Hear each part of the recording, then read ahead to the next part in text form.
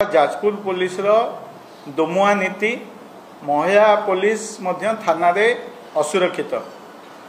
राज्य रे आज महिला हो छात्री हो आज असुरक्षित गोपालपुर हो बालेश्वर हो बरंगारू जाजपुर पर्यंत सबुटी आमर तो भरोसा नहीं एवं साधारण लोकंकर भी मध्य असुरक्षित मन करुँच खोद महिला पुलिस थाना भितर असुरक्षित बोली जहाँ आपण मैंने शुणी पुलिस को मध्य न्याय दौनी पुलिस धर्मशाला जड़े महिला एएसआई निजे एफआईआर करते जे राति अधरे थाना रे पसी थाना ऑफिसर चेयर रे बसी से एएसआई को अब्यूज करते भाषा कहते आसल्ट करते मिसबिहेव करते एवं तांकु जीवन रू मारिदेवा को धमक देते एवं से महिला ऑफिसर जनक थाना रे निजे सुरक्षित नुहे एवं मेंटली हारासमेंट होउचंदी बोली कहते यह पाखापाखि 2 मास रु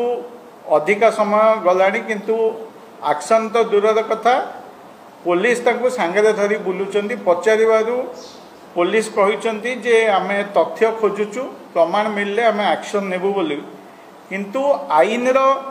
दुईटी बाट केमिति हैला धर्मशाला थाना रे जदि निज महिला ऑफिसर एफआईआर को विश्वास करूनांती ताले बड़चड़ा थाना रे अलगा केमिति हैला गतकाली विलंबित राति रे बड़चड़ा पुलिस आमर जने समर्थक को बिना तथ्य प्रमाण रे राति अधरे उठे नहीं एवं कहिले आमे जहा करूचु जाजपुर एसपी निर्देश रे एवं ता पुणी मिछ केस रे जेउथिरे ता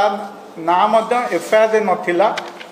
एवं जदि सेई जाजपुर एसपी धर्मशाला रे गोटे नियम करिसेंदी बड़चड़ा पई आ गोटे नियम केमिति हैला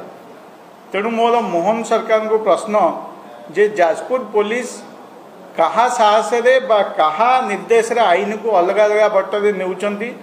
सरकार के चाप रे ना धर्मशाला खणी माफिया पैसा रे एमती करूचंती शेष रे एतिकी कहबी जेउंठी पुलिस तार निज महिला ऑफिसर को सुरक्षा दे पारुनी जोटी थाना भितर खणी माफिया माने गाड़ी छड़े नेउचंती सेठी धर्मशालावासी केते सुरक्षित सेटा आपण माने देखुथिबे पुलिस उपर जनतार भरोसा तुटुची आमको एवं भगवान ही साहा भगवान आम जाजपुर एसपी को सद्बुद्धि दियंतु साहस दियंतु जेमिति से तांका निज कर्तव्य ठीक भाव में लिभे पारे। Thank you.